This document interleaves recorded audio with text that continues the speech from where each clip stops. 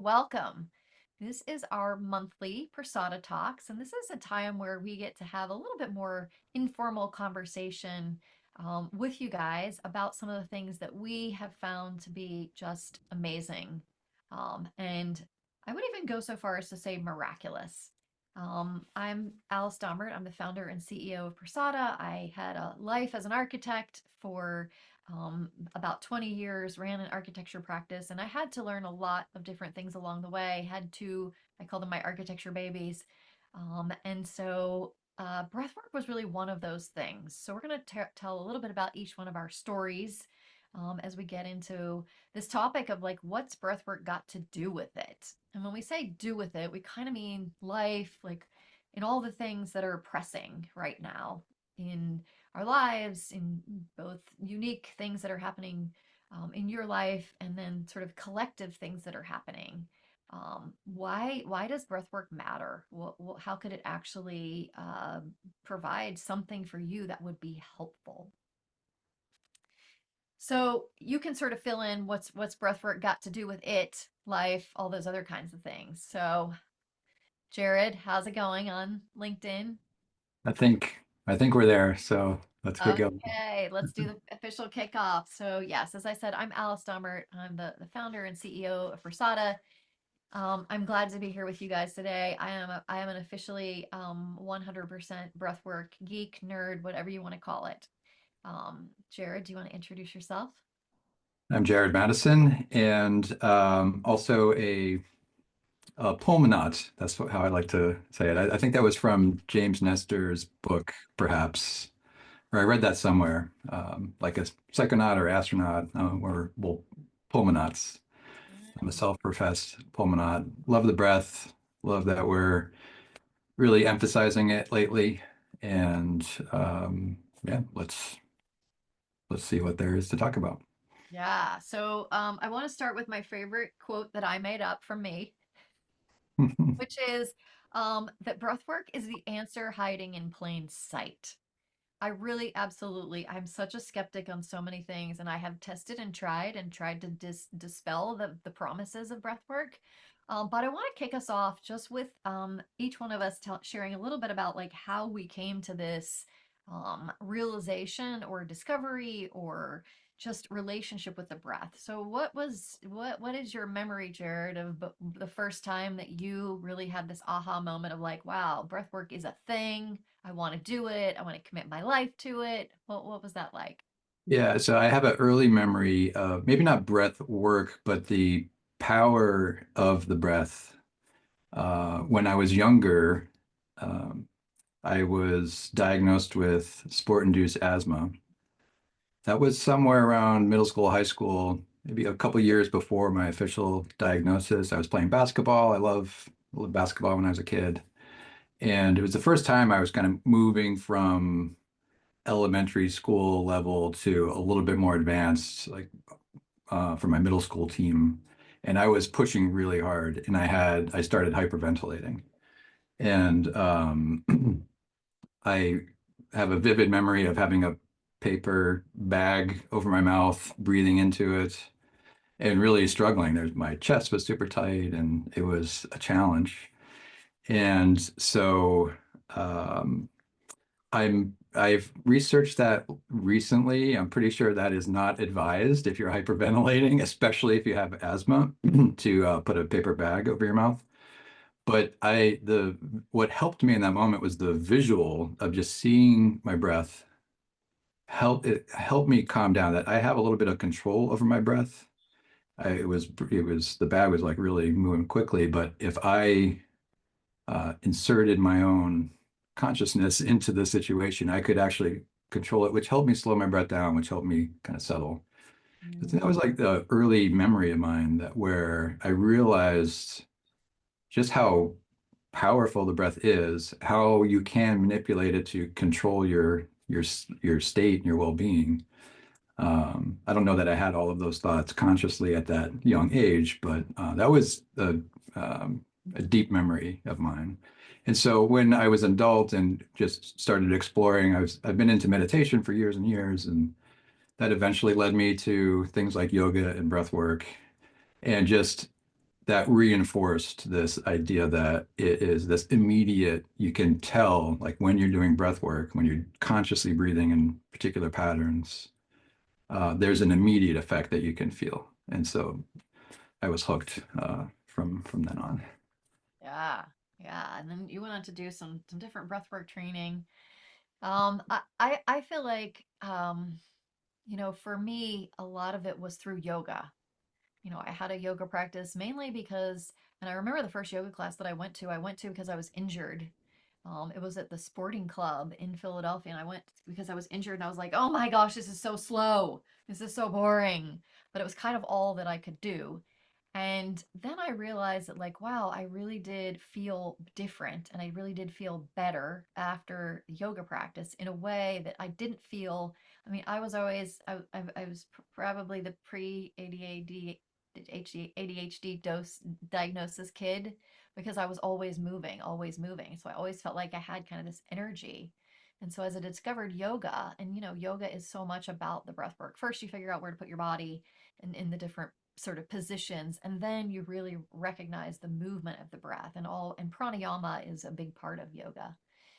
And so as I learned those practices, as I started learning meditation, after 9/11, I really picked up that as a practice, and I saw the research. And so when I started Prasada in 2009, and I started really diving into the research, the thing that fascinated me the most was the studies that showed that people who did mindfulness practices, meditation practices, had increased vagal tone. So the vagus nerve goes from the back of your throat all the way down your spine into all your major organs.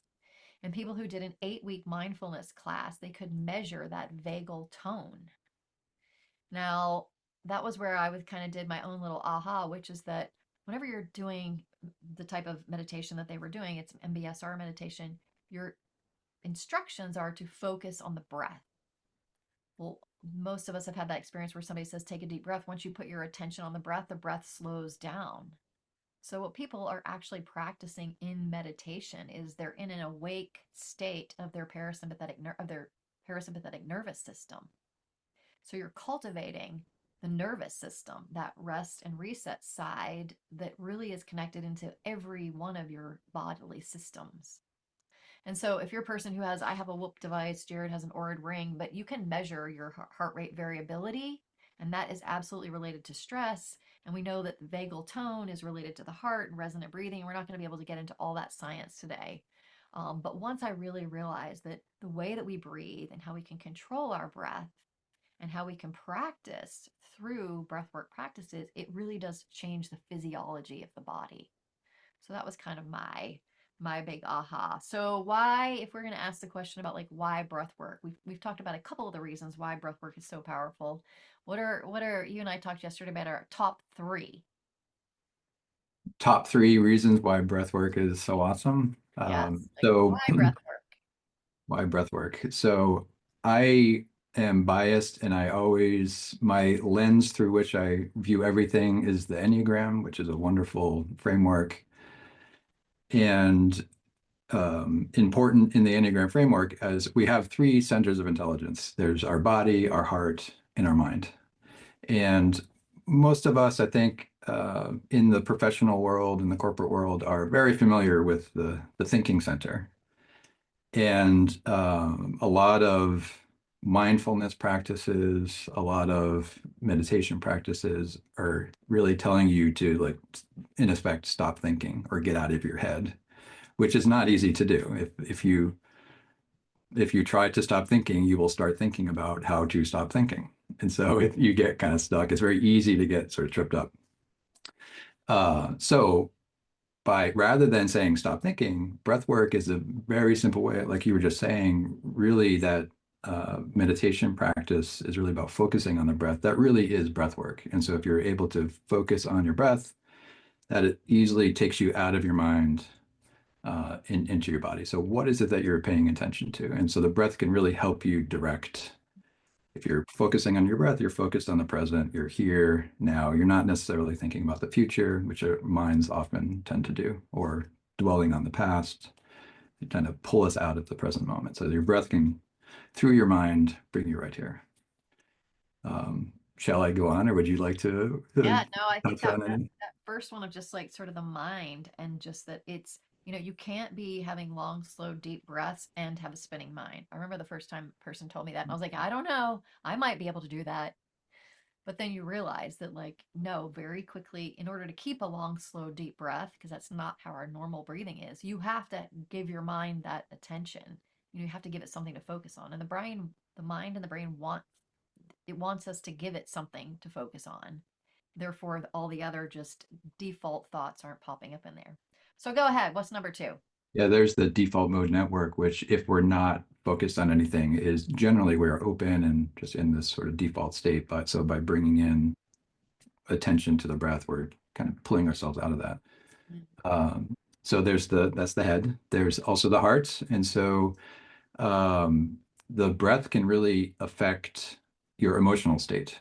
We all have experienced situations where we're stressed or anxious, and there's this tightness. Your breath starts getting more shallow, and so there's this clear correlation between your breath and your emotions and how, through your heart, how you're able to connect with other people. If you're just stuck in an emotional state, your heart is closed off, you're not able to connect in that way.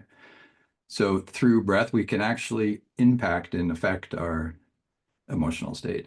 Um, if we're in an anxious state, we're likely in a sympathetic nervous system state by intentionally breathing, doing relaxing breathing techniques that can pull us into a parasympathetic state, which has an effect of calming us and sort of opening our hearts and like releasing that anxiety that we're feeling.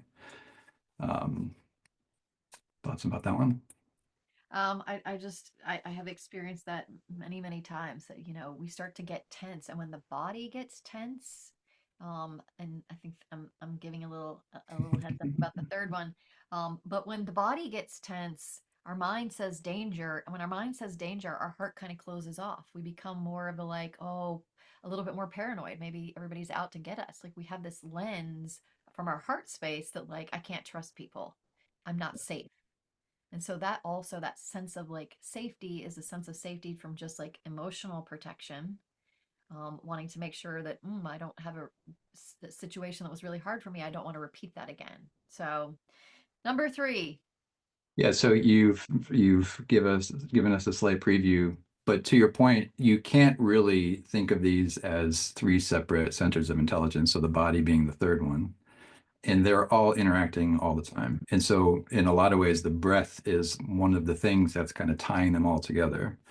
But the body, there's, how we engage in the world, how we're interacting with other people, but then there's like really the physical aspect of it, of our central nervous system and like what's happening to us from a physiological perspective. And so the breath absolutely can help regulate your nervous system. That is one of the key features of it. Like I said a minute ago, if you're in a sympathetic state, you can move to a parasympathetic state, which the sympathetic state is that fight or flight.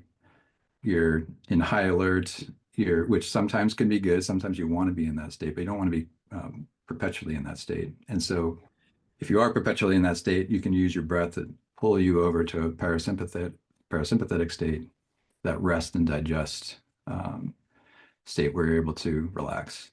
And so a lot of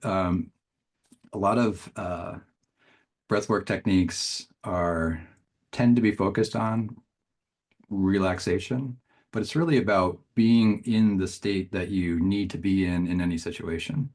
There's times if you're about to go on stage in front of 10,000 people or something, not that I've ever done that, but someday maybe, you need to have a lot of energy. You need to be able to meet the energy of that crowd. And so you want to be in a sympathetic state.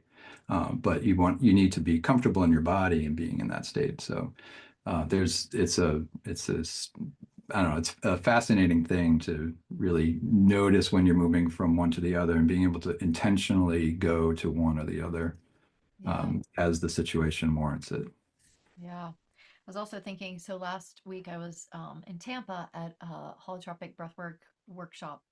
And I've had pain in my left hip over the years, but I haven't really felt it in a long time. And after a couple of days of sitting and being in this workshop, it was really hurting. And I was lying down on the mat for a holotropic journey. And I was like, oh, I'm gonna be doing some breathing. So it was more like a breath of fire, kind of like just moving a lot of air. And I did that, these are 3 hour sessions, but I did that for probably a good 30 to 45 minutes. And afterward, it was just fascinating because the pain had actually dissipated.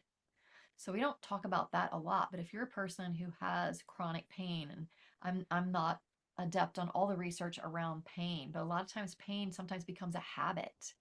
Becomes that the nerves and the sensory around a particular area. So breath work can, I mean, it definitely worked for me, and that's happened to me before. We feel tension, and then tension turns into pain, and then tension can turn into sort of a chronic impact. So if you're somebody who's really working with that, that can be another element. Um, so how would we define if breathwork can help us with mind, body, do all these things, how would we define it? What's the like definition of breathwork?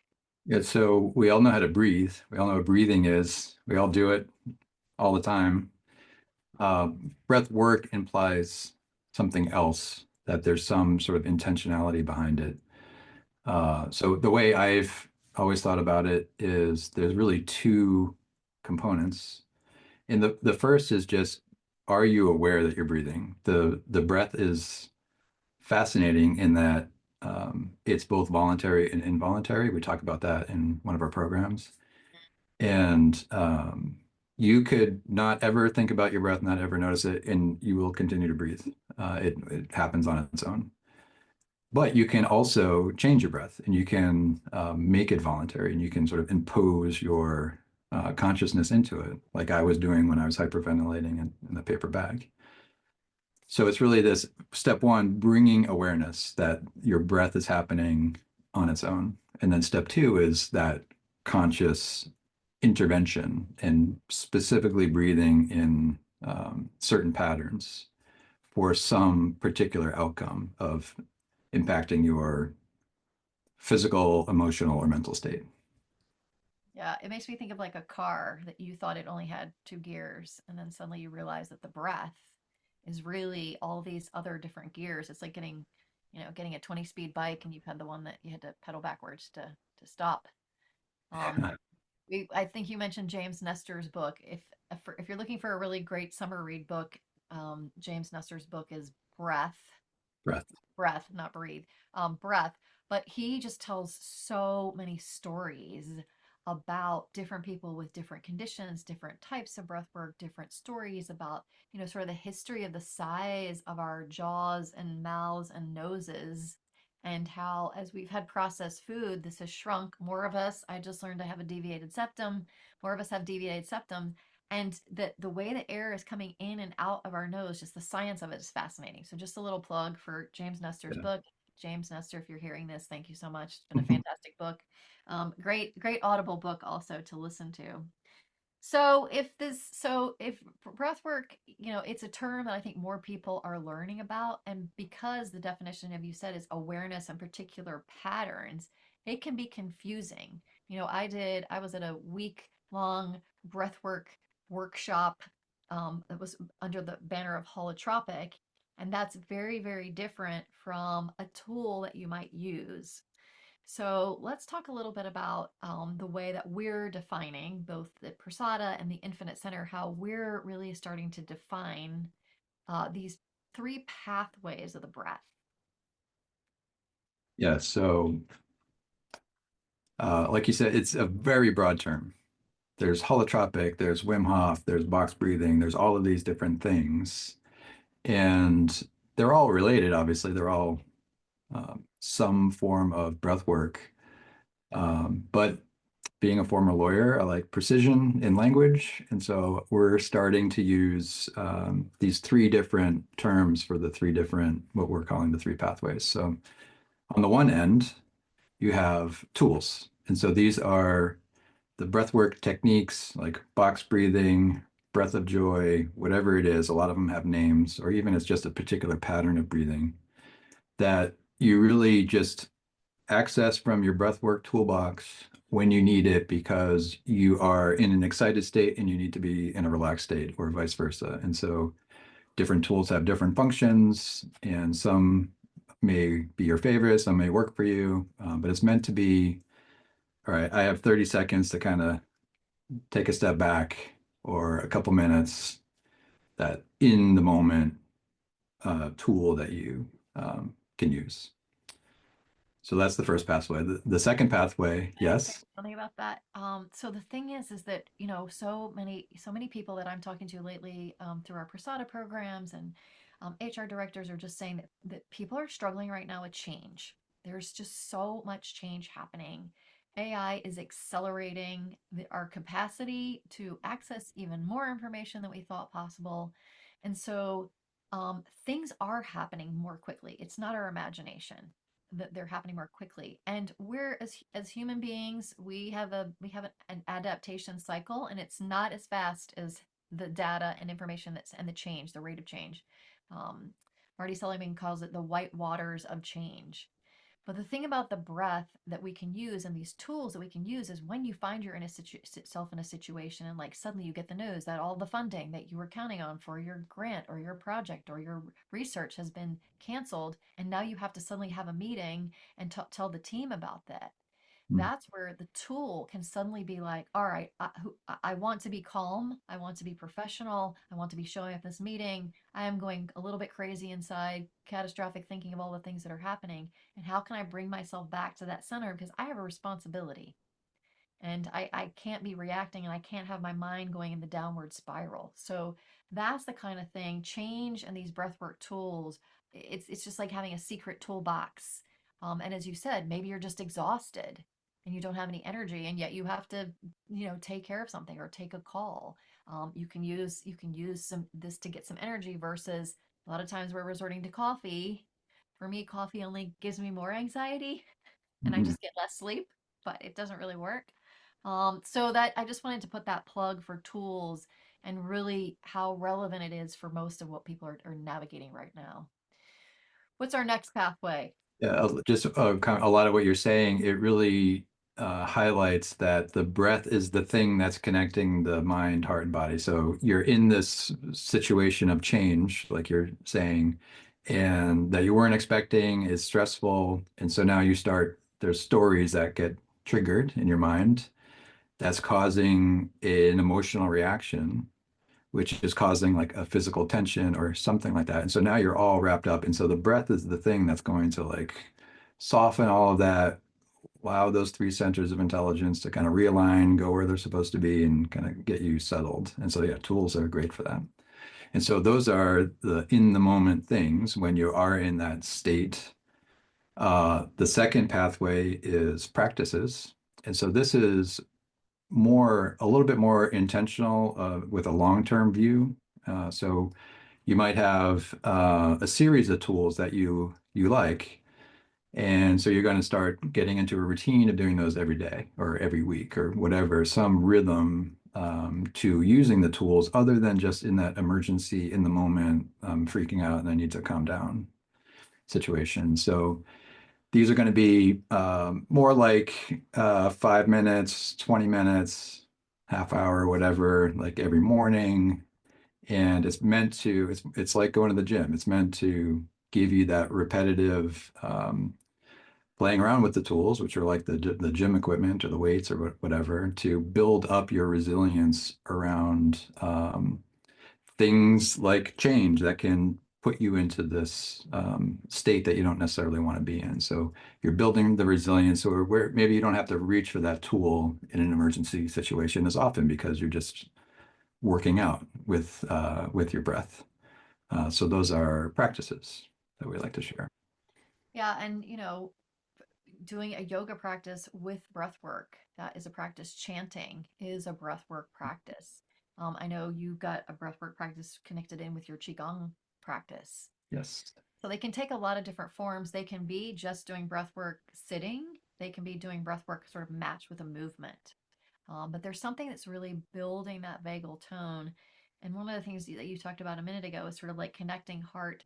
There is a thing called resonance breathing. And so when we breathe about 5.5 seconds for an inhale and 5.5 seconds for an exhale. That's considered a breath. And whenever you are doing those at that rate, you have 5.5 to 6 breaths, inhale and exhale per minute. And that's considered resonant breathing. That's where our body is finding that balance. And in James Nestor's book, he gets into the whole history of most types of prayers or chanting has that same rhythm. And that's the rhythm that mind, body, heart is all sort of connecting back together. So fascinating. Yes. All right, number three. Pathway number three, we're calling journeys. And so these are typically, they could be an hour to 3 hours. They're a much more inward, internal experience. They're meant to be transformational. They're meant to really be inner work. And it's designed to kind of go in and maybe over repeated um, situations in your life, you're just holding on to some emotion and just kind of get stuck. And so this kind of breath work can help release that. And so this is the kind of thing that we offer at our retreats. The holotropic breath work that you mentioned, that at the retreat you went to recently, is a form of a journey in these pathways. Yeah. It might be something called, I'm also trained in rebirthing breath work. And there's transpersonal breath work. They go by a variety of different names, but as you said, they're really meant so that you can go a little bit deeper, and a whole variety of kind of experiences can happen within that. What's your favorite? What practice do you do most, or tool? What's your go-to? Cool. Um, I mean, the one that it's simple and I go back to often is the ocean breath that we talk about. So it's just four count inhale through the nose, four count exhale through the nose. Ideally, you're doing it through the back of your throat, so you're stimulating your that vagus nerve. And it's great because it's very versatile. You can, if you're overly excited, it can help calm you down. If you're feeling sluggish in the afternoon, it can help kind of perk you up. Um, but we got a question in the Q&A that I would like to pose to you. So what Awesome. would you say the golden rule for what would you say is the golden rule for breathing? Thought that was a great question. I have a thought. Do you Go have ahead. Go ahead. this is also from James Nestor's book. And so maybe to phrase it as a rule is to breathe less.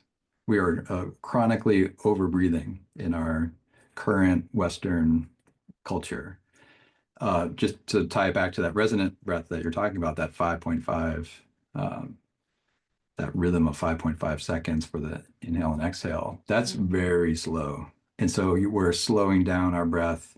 That's actually helping us build up carbon dioxide tolerance, which is great that having more carbon dioxide in our system allows oxygen to get to our cells more easily. So we tend to be breathing too quickly, probably because we're overstressed and working too hard and all that stuff. So that's what I would say the golden rule of breathing is. I, I would absolutely say it. We're not going to have time to get into James Nestor's fear about, when we're not breathing enough, we're not getting enough oxygen, the heart rate is going higher. And that is actually he makes a case that that's what's generating our fear. Our fear is not a mental construct. So yeah, just slowing down the breath. And the other thing so many talk about is life is going by so fast. It's going by so quickly.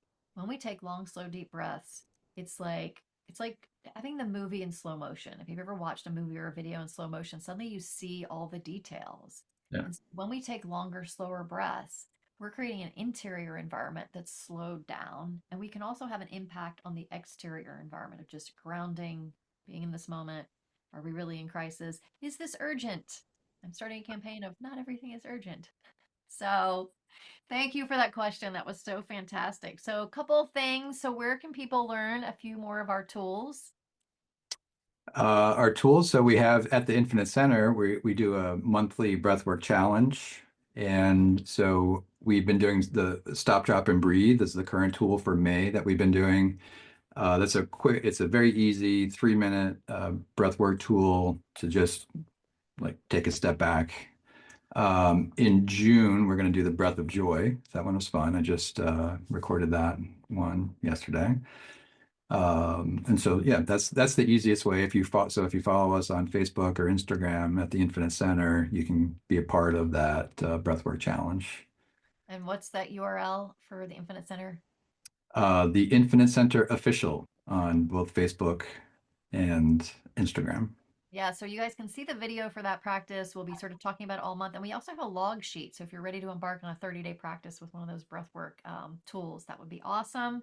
Also, wanted to just share that we are super excited. We are going back to Portugal for one of our breathwork journeys, the Power of Breathwork, in October, October 26th through 31st. You can see information about that on our Prasada wholebeing.com website. So thank you guys so much for being here. We're going to continue to have these conversations. Please let us know what you're curious about. And we're going to continue to keep talking. So love to hear from you. And thanks so much, Jarrod. It was a great conversation today. Thank you. Thanks for having me. Bye bye.